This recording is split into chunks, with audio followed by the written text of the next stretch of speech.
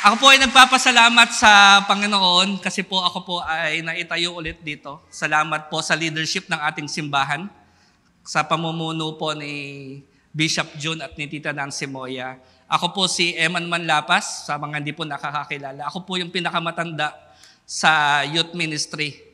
Ako po yung pinakakuya nila. And ako rin po ay kasali. Mamaya ako po yung coordinator ng Young Professionals. Kaya kung sino po dito yung mga single na nagtatrabaho na mamaya po 5:30, magkita-kita po tayo dyan sa gilid, ay naniniwala ko may hinandang snacks para sa atin. Sama po kayo dahil sa snacks. And then ako rin po ay nanawagan kanina para sa couple. So lahat po yata ng aspeto ng buhay ay nasamahan ko na. Pero hindi po ako nagsasawa na maglingkod sa ating Panginoon.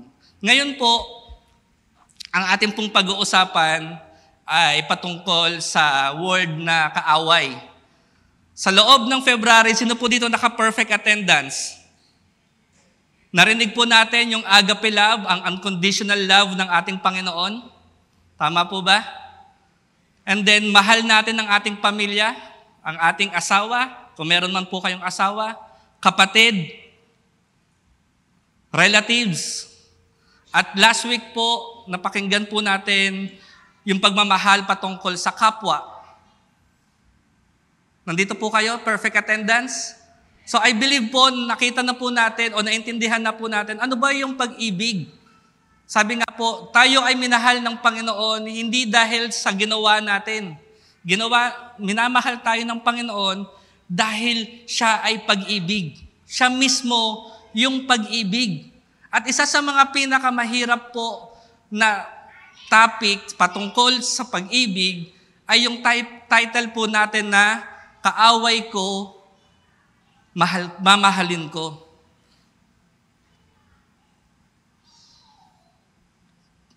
Yeah. Lahat naman po siguro sa atin alam na tayo po ay tinrato or tinreat din ng ating Panginoon na kaaway. Sabi po sa Romans 5:10-11, nang dahil po sa ating mga kasalanan, ang Panginoon ay tinreat tayo na kaaway. Kasi siya po ay holy, tayo po ay makasalanan.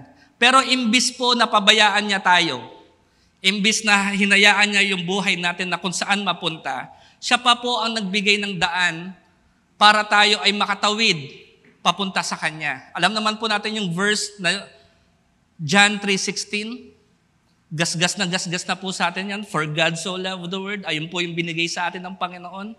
Kahit tayo pa ay makasalanan, binigay niya yung daan para makatawid tayo at makapunta sa Kanyang presensya.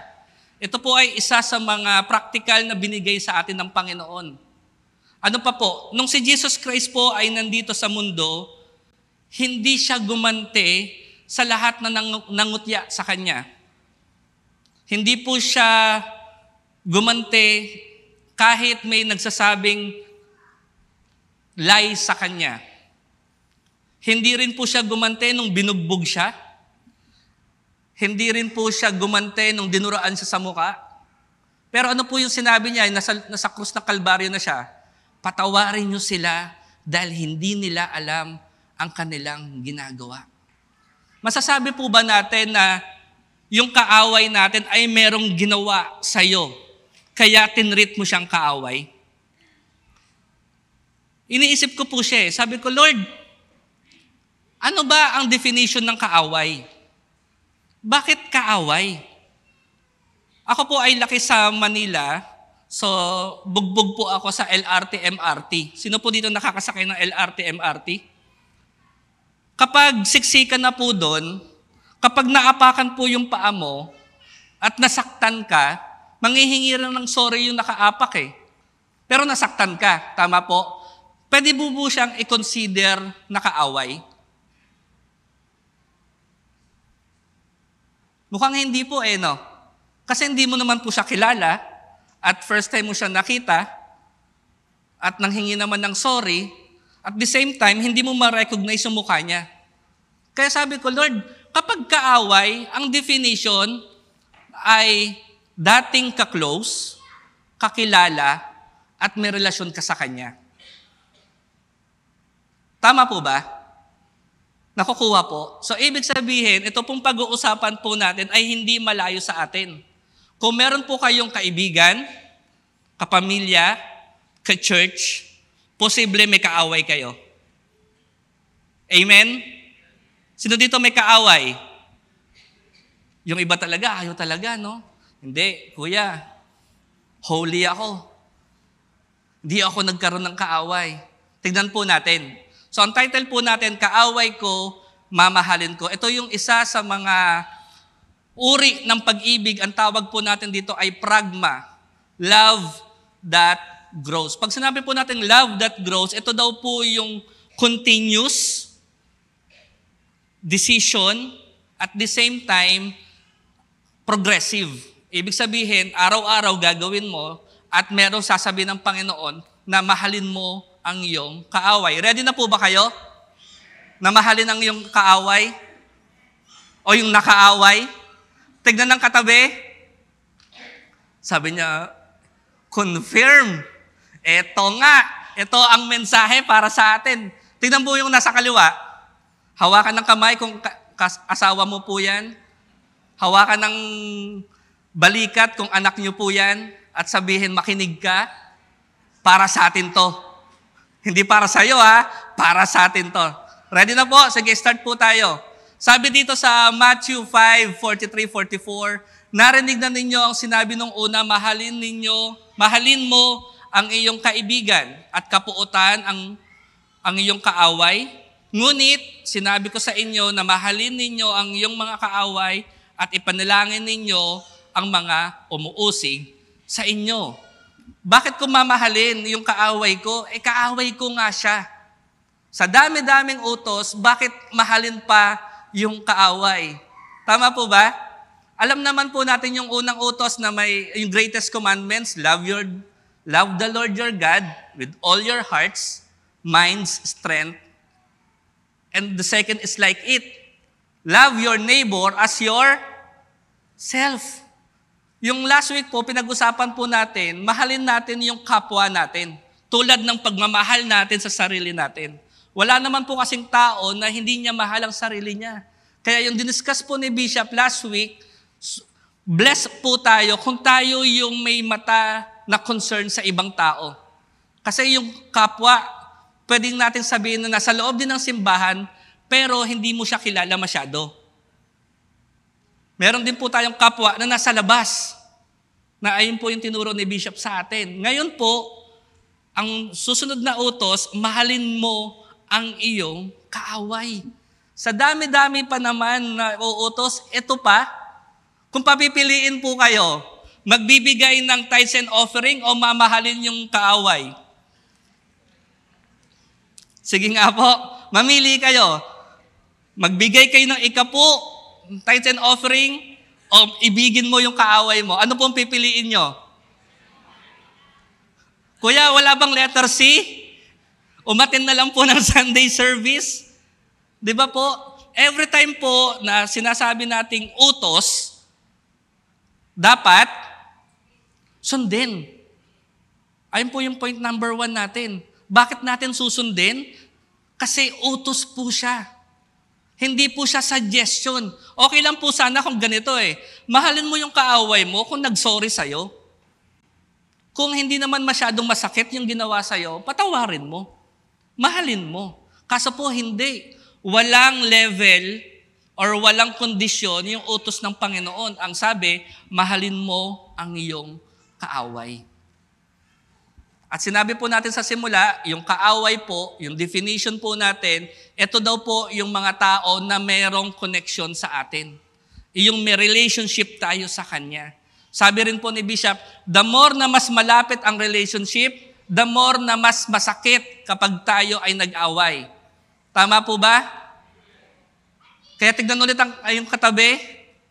Ilang beses na kayo nag-away niyan? Pero hallelujah, dahil tayo ay mag-asawa, isa sa mga utos na sinusunod ko, mahalin mo ang iyong kaaway. Kaya I love you. Sabi mo sa asawa mo. Sabi mo sa anak mo, wala akong choice, anak. Ikaw ay binigay sa akin. I love you. Tama po? Kung pamilya, may ano tayo may dahilan tayo para mahalin. Sino dito po yung magkakapatid? Nag-aaway na po ba kayo? Mula nung pagkabata? Kapag hindi daw po nag-aaway, hindi legit na magkapatid. Kasi po ako, meron po kami 2 anak lang po. Isang lalaki, isang babae, isang 11, isang 8. May araw po na nagbabardagulan po talaga sila. Lahat ng gagawin ng bunso ayaw ng panganay. Lahat ng laro ng panganay ayaw ng bunso. Hindi talaga mapagkasundo. Minsan nagbubulihan pa talaga. Sabi ko, saan nyo natutunan makipagbulihan? At sabi ng asawa ko, tumingin lang sa akin. Saan natuto makipagbuli? And then, may mga pagkakataon din naman po na hindi mo sila mapaghiwalay. Magkakampi naman sila. At kami na yung inaaway. Tama po, kasi magkapatid po sila May relationship po sila. Tama po? Pero ang sabi po sa atin ito, sa Mateo 5:44, ngunit sinasabi ko sa inyo na mahalin ninyo ang inyong mga kaaway at ipanalangin ninyo ang mga umuusig sa inyo. Yung naka-highlight po dito is yung sinasabi ko sa inyo. Ito po yung isa sa mga hinighlight ko kasi pwede naman pong sabihin ng Panginoon na mahalin yung asawa, mahalin ninyo ay yung kaaway. That's it Wala naman pong problema. Pero doon sa verse 44, ngunit, in-emphasize po niya sinasabi ko sa inyo. Sino po nagsabi? Si Jesus Christ na mahalin ninyo ang iyong mga kaaway. Yung nire-reflect ko po to na Lord, actually pwede mo namang sabihin na mahalin niyo yung mga kaaway. Bakit kailangan niyo pang i-emphasize na sinasabi ko ito sa inyo? Kasi nga po, ito daw po ay isang utos. Hindi po siya suggestion. At ang utos na to ay galing sa ating Panginoon. Yung nire-reflect ko po talaga to, sabi ko, Lord, bakit ganon? Bakit kailangan mo i-emphasize sa amin na ito ay utos mo, na ikaw ang nagsabi nito? Kasi nga po, isa sa mga pinakamahirap na utos ay yung pinag-uusapan po natin. Mahalin mo ang iyong kaaway. Pero hindi po siya imposibleng gawin kasi pinakita na sa atin ng Panginoon. Tama po ba? John 3:16, kahit tayo ay kaaway, siya pa ang nagbigay sa atin ng daan para makabalik sa Kanya. Even Jesus Christ, binugbog, kinutya, dinuraan, hindi siya bumawi. Pero ang sabi niya, patawarin niyo po yung ginagawa nila. Pwede bang makonsider ni Jesus Christ yung mga nangbugbog sa Kanya? Kahit paano, kilala naman niya yung pagmumukha na yun, di ba? So, yung naghampas sa likod niya, pwede po Yung tumusok po sa tagiliran, pwede niya po bang i-consider na kaaway yun? Kilala po niya yun Pero sabi niya, hindi. Ipapakita ko sa inyo kung paano magmahal ng isang kaaway. Kahit ako'y binugbog, kahit ako ay dinuraan, kinutya, at patayin, ang sabi niya, hindi ako babawi. Mamahalin ko pa rin sila. At ang sabi niya, patawarin mo po sila dahil hindi nila alam ang kanilang ginagawa. So sa atin po, pinakita na sa atin ng Panginoon kung paano tayo magmahal ng kaaway. Hindi na po natin kailangan magpapako sa krus para magpatawad at mahalin yung kaaway natin. Gusto niyo pa po ba? Nagayahin si Jesus Christ, ipako sa krus? Baka ubos na po yung kahoy. Kasi gusto natin lahat pero wala pong makakatulad dun Ang inuutos lang po sa atin, mahalin mo ang iyong kaaway. Hindi po sa suggestion, ito po ay isang utos. Sa 1 John 4:20 hanggang 21, ito na po yung nag-ascend na ang Panginoon sa langit. Si John the Baptist na po yung nagsasabi. Ang nagsasabi na mahal niya ang Diyos, ngunit napupuot naman sa kanyang kapatid ay dahil kung ang kapatid niya mismo na nakikita nakikita niya na hindi naman niya mahal, paano pa kaya niya magagawang mahalin ng Diyos na hindi naman niya nakikita? Isa nga po sa mga pinakamahirap na relationship is long distance relationship. Bakit? Hindi mo siya nahahawakan, hindi mo siya nahalikan. Tama po. Marami po tayo naririnig na kapag long distance medyo nakakakabay. Bakit ko po na-emphasize yun? Kasi po, kung yung kapatid po natin na nasa simbahan, na nakikita natin, linggo-linggo, minsan nakakamayan pa natin, meron pa tayong midweek, meron pa tayong mga gawain katulad ng couples, meron po tayong mga prayer meeting, na nakikita natin, nahahawakan natin, nakakausap natin, pero hindi natin kayang mahalin. Sabi niya doon, what more na yung Panginoon na hindi naman natin talaga siya nakita? Paano mo masasabing mahal mo ang Panginoon? Ano pong mahirap mahalin? Yung taong nakikita mo, na lagi mong katabi, o yung taong hindi mo nakikita? Di ba po mas madaling mahalin yung lagi mong kasama? Tignan mo po yung nasa likod niyo po. Linggo-linggo po nagsisimba yan. Minsan po nasa midweek service pa po yan. Mahal niyo po ba yan? Kuya, hindi ko yan kaaway. Lusot. Pero kapwa natin yan. Tama po. Hindi niyo siya nakakaaway kasi, sabi ko nga po, wala po kayong relationship sa Kanya. At nakakalungkot po, simba tayo ng simba, hindi natin kakilala yung bawat isa. Aminado? Kaya mamaya po, I pray na bago kayo lumabas, makakilala naman po kayo ng kahit isa lang para may chance na maging kaaway ninyo. Day, joke lang po. So sige po, diretso po tayo. 21, kaya ito ang utos na ibinigay sa atin ng Diyos. Pansin niyo po kanina sa Mateo, si Jesus Christ mismo ang nagsabi na ito ang utos ko sa inyo. Pero pagdating po sa 1 John 4:21, kaya ito ang utos na ibinigay sa atin ni Kristo. Pwede naman pong sabihin ni John na ito yung utos. Mahalin natin yung tao, o magmahalan tayo. Pero bakit in-emphasize ulit sa verse 21, kaya ito ang utos, kanino binigay? Binigay sa atin, nino?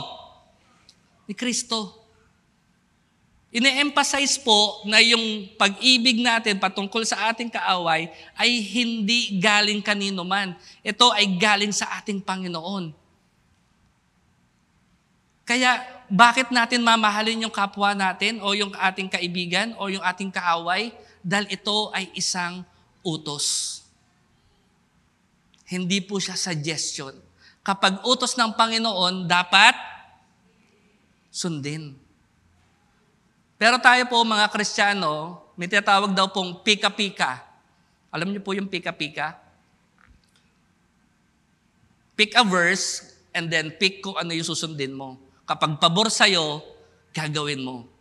Kapag nabasa mo yung verse, for I know the plans I have for you. Lord, akin to. Hallelujah. Patawarin mo ang iyong kaaway mo. Huwag naman yan, Lord. Minsan pika-pika po tayo, no? Kung ano po yung pabor sa atin, ayun lang po ang pinaniniwalaan natin at sinusunod natin. Ang problema po, ang pagmamahal sa kaaway ay utos. At sana po, wag tayo maging pika-pika. Kapag sinabi po ng Panginoon na mahalin natin ang ating kaaway, mahalin natin ang ating kaaway. Parang ayaw niyo na po sa akin, ang tingin niyo na po sa akin kaaway. Mahal ko po kayo. Mahal niyo rin po ba ako? Hallelujah, may natututunan na po tayo. Kasi yung sinasabi ko po, medyo mabigat po no? Parang hindi natin, ang aga-aga, hindi natin malunok. Pero ang ganda-ganda ng gising ko, Kuya Iman, pinaalala mo na naman sa akin yung mukha ng kinaiinisan ko. Pinaalala mo naman sa akin yung ginawa niya sa akin noong 1975. Hindi talaga ako makamove on. Kapatid, mahalin mo ang iyong kaaway dahil ito ay isang utos ng Panginoon. Pangalawa po, bakit natin siya susundin? Kasi dahil sa ating connection. Kanino po ba tayo nakakonect?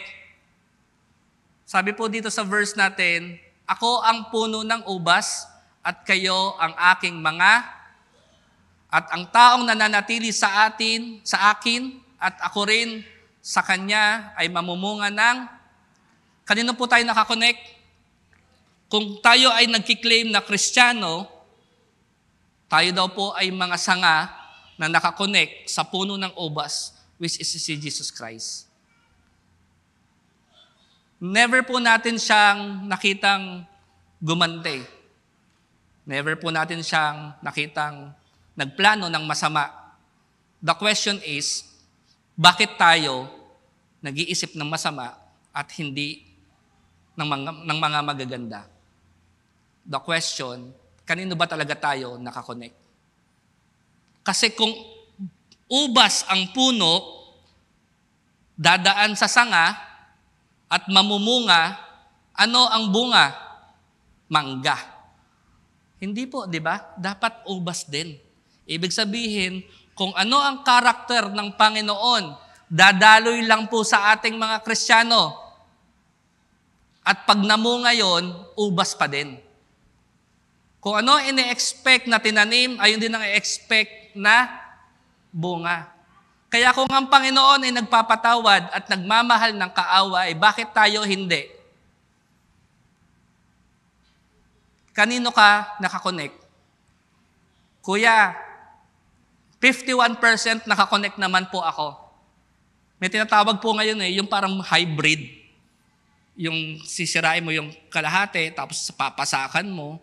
Kaya yung bunga, minsan ubas, tapos may halong mangga. Pero pag kinain mo po, hindi ko po alam kung ano po ang nun eh. Nakakita na po gano'n sa agri. Yung isang puno, tas sisirain ng konti, tas papasakan ng ibang sanga, and then mamumunga, hybrid na. Sana wag po tayong gano'n. Sabi po ng Panginoon, siya po ang puno ng ubas at tayo ang sanga, kaya nag-e-expect po siya ng bunga sa atin. Ano po ba yung bunga na in-expect niya? Ito po ay mababasa sa Galatians 5:22 hanggang 23. Subalit, ang bunga ng Espiritu ay, pause po muna tayo. Sabi po dyan, bunga, hindi po mga bunga. Pero pagkatapos po ng bunga ng Espiritu, ang daming sinabi. It's a single fruit, pero combination siya ng maraming characters. At nakakatuwa po, inuna yung salitang pag-ibig. Kasi po, ang hirap po magkaroon ng kagalakan kung hindi ka nakaramdam ng pag-ibig. Tama po ba? Ang hirap po ng magkaroon ng kapayapaan kung hindi mo naramdaman yung pag-ibig. Ang hirap po tiyagain yung taong nasa kaliwa, nasa kanan, nasa likod mo, kung hindi mo siya mahal. At wala rin po nagtiyaga sa atin kung hindi niya tayo mahal. Tama po ba? Ang hirap maging mabait kung hindi mo siya mahal. Ang hirap maging mabuti kung wala ka nararamdamang pag-ibig sa puso mo. Ang hirap maging tapat sa taong katabi mo kung hindi mo siya mahal. Kaya, yung nakita ko po ito, sabi ko, Lord, thank you. Kasi, isang prutas, pero maraming karakteristik, is a collective fruit. Dikit-dikit, pero pag tinawag, isang bunga. Pero ang foundation, pag-ibig. Sabi ko, Lord, thank you. Kasi hindi ko talaga magagawa lahat ng sinabi mo na yan kung walang pag-ibig sa puso ko. Mahal niyo po ba yung naging kaaway ninyo? Di ba may pag-asa naman po na kayo ay magkakaayos, pero wag muna ngayon. Kuya Iman, wag muna. Nafe-feel ko pa eh. F na F ko pa. Yung pag nagkukwento ako, ramdam na ramdam ko na ako yung biktima. Ramdam na ramdam ko kung paano ako kutyain ng dati kong kaibigan na ngayon ay kaaway ko na. Kuya, wag muna ngayon. Pero sabi doon, mahalin mo ang iyong kaaway. Mahalin mo ang iyong kapatid. Di po ba kayo nahiwagaan? Nagsimula po tayo sa kaaway. And then yung mga susunod na verses, kapatid na yung tinutumbok natin. Kasi nga po, yung definition po natin ng kaaway, ito po yung mga tao na may relasyon sa inyo. Yung mas malalapit sa inyo. Hindi mo po makakaaway ang isang tao kung hindi mo siya kakilala. Nagkabanggaan po kayo? Ay, sorry po. And then, naglakad na kayo separate ways. Hindi mo naman siya kinoconsider na kaaway. Bad trip ka lang sa tao na yon, pero hindi mo siya i-consider na kaaway. Tama po ba? Ang kinoconsider mong kaaway is yung kakilala mo, alam mo yung muka, may relasyon ka, at kaya mong i-describe. At alam ko, nakikita niyo po sa isip niyo ngayon yan. Yung mga taong nagsakit sa inyo, nagsinungaling sa inyo, at gigil na gigil kayo ngayon. Nakikita niyo yung pagmumukha ngayon sa isip niyo dahil nabalik na naman ni Kuya Iman yung panahon na dapat hindi ko nababalikan, pero naiinis pa rin ako sa kanya. Pero ang mensahe, mahalin ko ang aking kaaway. Kaya wala na nag-amen sa akin dahil nanggigigil na kayo sa akin. Bakit ayan pa yung tinuro mo ngayon, Kuya? Nakaka-move on na ako. Mga kapatid, pasensya po. Kasama po sa Anatomy of Love series ay yung pragma. Mahalin natin ang ating kaaway. Dahil ito ay isang utos at tayo ay nakakonect sa ating Panginoon. Amen po ba? Huwag po kayo mag-alala, matatapos na po ako. Dahil nararamdaman ko na ayaw niyo na po sa akin. Pangatlo po, because of confirmation. Ano ba kino-confirm kapag tayo ay nagmamahal ng kaaway? Kaya isang bagong utos ang ibinibigay ko sa inyo, magmahalan kayo. Stop po muna tayo. Magmahalan daw po, sino? Tayo. Especially yung mga nasa loob ng simbahan. Mahal niyo po ba yung nandito sa loob ng simbahan natin? Kung mahal niyo, bakit hindi kayo nakikipagkilala? Bakit, kung mahal ninyo, bakit pag nagkakabarahan sa parking, naiinis kayo? Ito talaga, di talaga marunong mag-parking talaga. Kung ito, gagasgasan ko yan eh. Parking lang po yan. Tama po? Tapos sasabihin mo sa akin, confirmation, magmahalan kayo. Next po, kung paano ko kayo minahal, ganun din dapat ang pagmamahal ninyo sa isa't isa. Paano ba tayo minahal ng Panginoon? Balik tayo sa first week, agape love, unconditional. Hindi tayo minahal ng Panginoon dahil mabait tayo.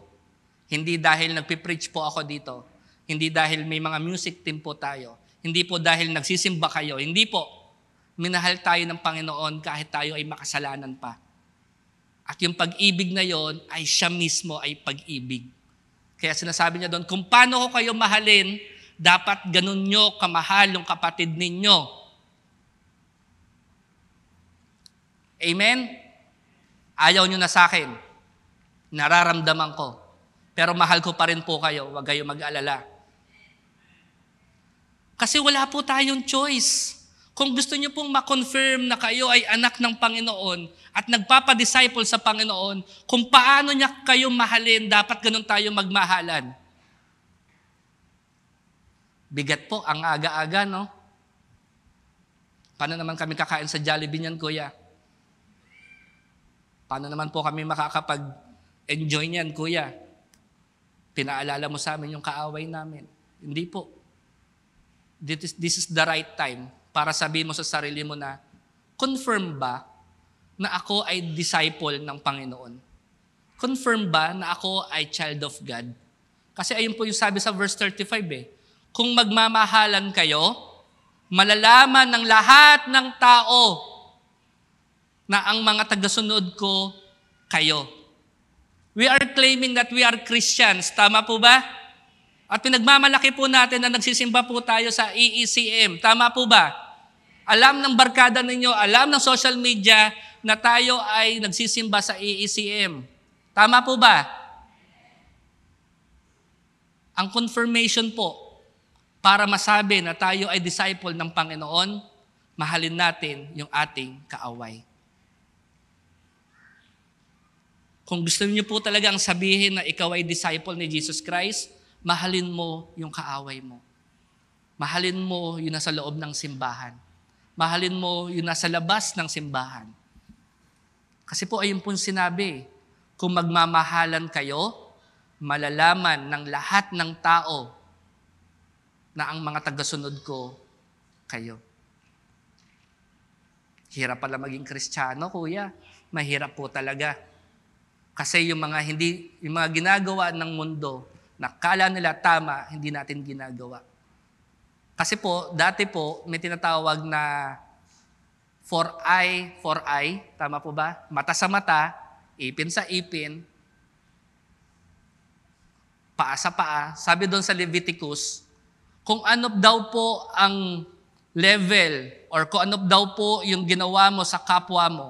For example, nabulag mo po yung kapwa mo. Ang damyos po noon, bubulagin din po kayo. Kung nabalian mo siya ng paa, babaliin din po yung paa mo. Para patas. Ganon po yung rule before. Pero ngayon, sabi, hindi na ganon. May bagong utos na. Mahalin mo na ang iyong kaaway. Patawarin mo na siya. Kaya sabi po dito, mga awit, matitiis ko kung ang kaaway ko ang kumukutya. Kumukutya sa akin. Kung isang taong galit sa akin, ang nagmamalaki sa akin, maiiwasan ko pa. Tama po ba? Kapag kaaway nyo na po yan, medyo umiiwas na po kayo dyan. Tama po ba? At sabi doon, matitiis ko pa eh. Matitiis ko pa kung yung kaaway ko yung nagkukutya sa akin, yung nagmamalaki. Kaya ko siyang isnabin, kaya ko mag-move on. Pero sabi dito sa verse 13, ngunit mismong kagaya ko, ano po ba ang tinuturing natin sa sarili natin? Kristiyano?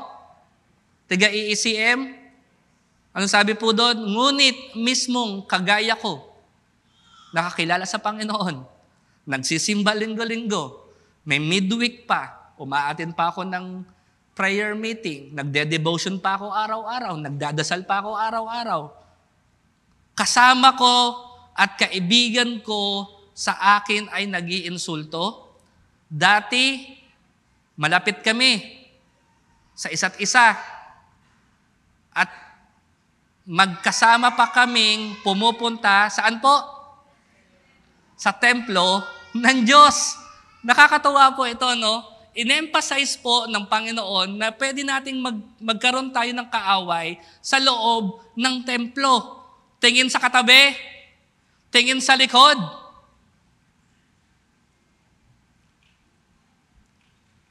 At ito po yung nakakalungkot dito. Yung pangatlo, because of confirmation, nag-serve lang naman po tayo dito. Nag-worship lang naman po tayo dito. Ang gusto lang naman po natin ay makarelease ng sama ng loob. Kaya po tayo umaatin ng Sunday service. Tama po? Gusto natin magpuri sa Panginoon dahil karapat dapat po siya. Pero ang nakakalungkot po, kung sino pa daw po yung dati mong kaibigan, malapit kami sa isa't isa. Magkasama pa kami pumupunta sa templo. Emphasize ko na po ng konti. Workers pa po kami. Preacher pa po kami. Nagpapadisciple pa po kami. Pinagpipray pa po kami.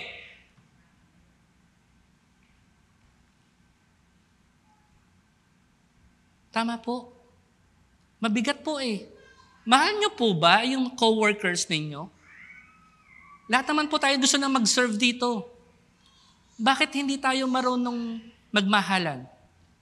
Bakit merong pang problema? Sinasabi natin, Kuya, communication is the key. Tama po ba? Pero hindi lahat marunong makipag-usap ng harapan. Mas magaling po tayo makipag-usap sa social media. Magpo-post ako para sa iyo to. Kasi alam kong kaibigan kita at pag tinamaan ka, sa pool.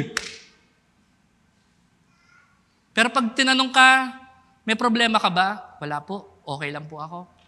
Nakita ko yung post mo. Naku, wala po yun. Nagkataon lang po. Communication is the key, pero hindi po lahat marunong makipag-usap ng harapan.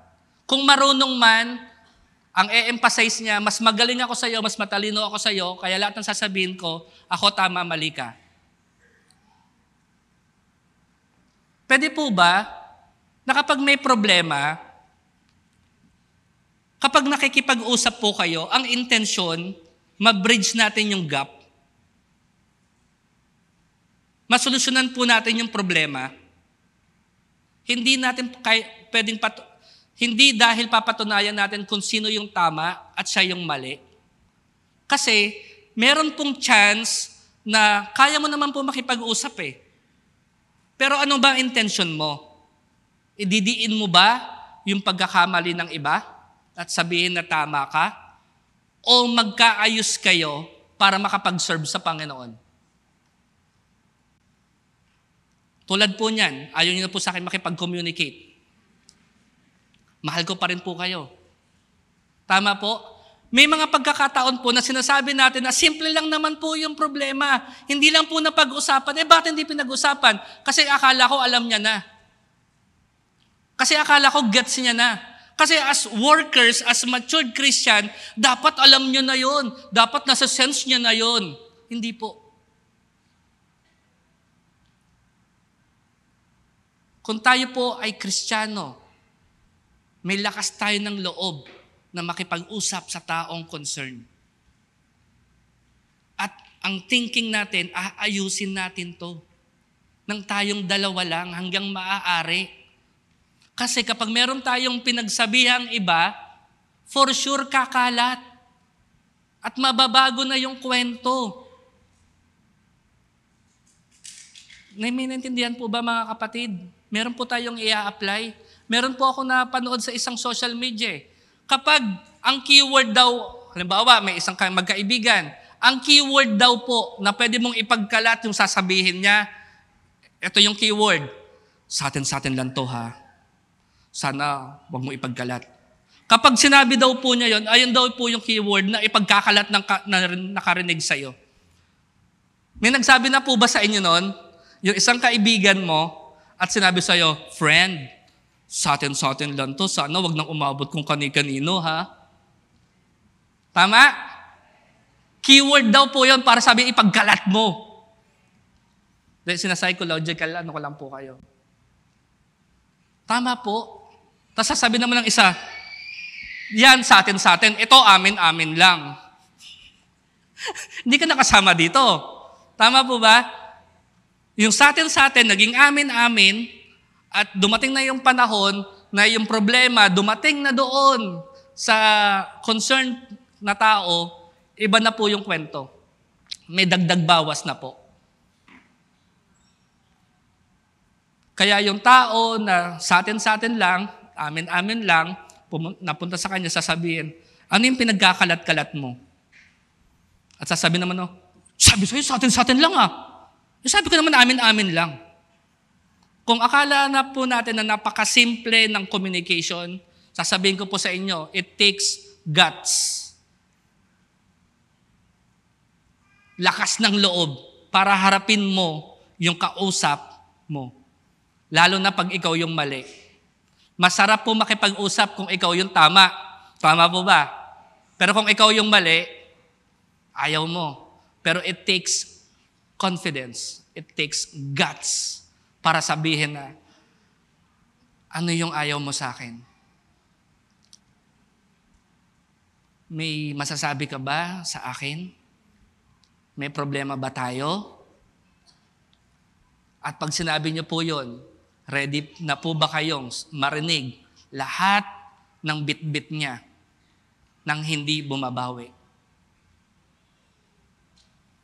Kasi madali pong dumipensa. Lahat ng sasabihin mo hindi naman totoo. Pero kung iniisip po natin, kaya tayo nakikipag-usap, ay para express yung concern natin sa tao. Dahil mahal tayo ng Panginoon, patatawarin kita, patawarin mo ako. Pwede ba mag-move on tayo? Pwede po ba, mga kapatid? Napakasimple. Ang hirap gawin. Bakit? Takot tayo. Kasi hindi mo mahal yung kaaway mo. Kasi hindi mo talaga mahal yung kapatid mo. Kung totoong mahal mo yan, lulunukin mo yung sinabi niya. At ito lang po masasabi ko sa inyo, hindi po nakakataba lumunok ng pride. Hindi po nakakataba na lumunok ng pride. Kasi kung nakakataba yun, mas mataba po ako ngayon. Ang dami ko pong nilunok. Sa simbahan, sa bahay, sabi ko, lunok lang. Bakit? Hindi naman tayo perpekto. Tama? At huwag na kayong bumawi. Sa atin kasi gusto natin makabawi eh. Kasi gusto natin even. Gusto natin patas. Tama po ba? So paanong paraan po? Paanong paraan na mapapakita natin yung pag-ibig ng Panginoon sa ating kaaway? Sabi dito, sa Romans 12:17-21, huwag ninyong gantihan ng masama ang masama. Sikapin ninyong mabuhay ng marangal sa harap ng lahat ng mga tao. Hanggang maaari, may effort po hanggang maaari, gawin ninyo ang inyong makakaya upang mamuhay kayo ng payapa kasama ng sinuman. Hanggang maaari, parang awa nyo na po, sabi sa ibang translation. Kung hindi naman po ganun kalaki yung problema, wag na natin palakihin.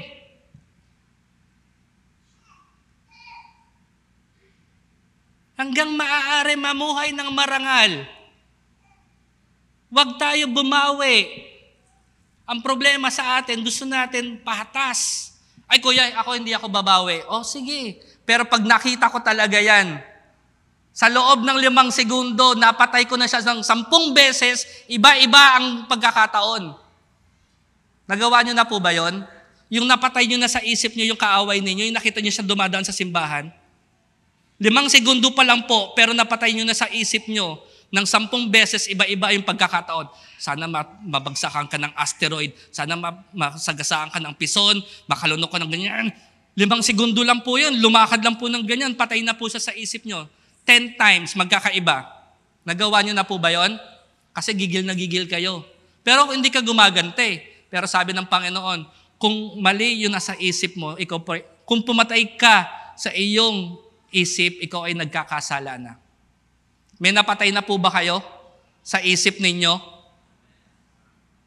Kuya, wag mo na sabihin, serial killer na po ako. Mga kapatid, mahal tayo ng Panginoon. Hindi tayo perpekto. Sino tayo para hindi magpatawad? Sino tayo para ipagkait natin sa Kanya yung pagpapatawad na binigay sa atin ng Panginoon? Daig pa ba natin ng Panginoon? Daig pa ba natin na sinabi niya sa isang verse, kinalimutan ko na yung mga kasalanan ninyo nung tinanggap niyo ang Jesus Christ bilang Lord and Savior.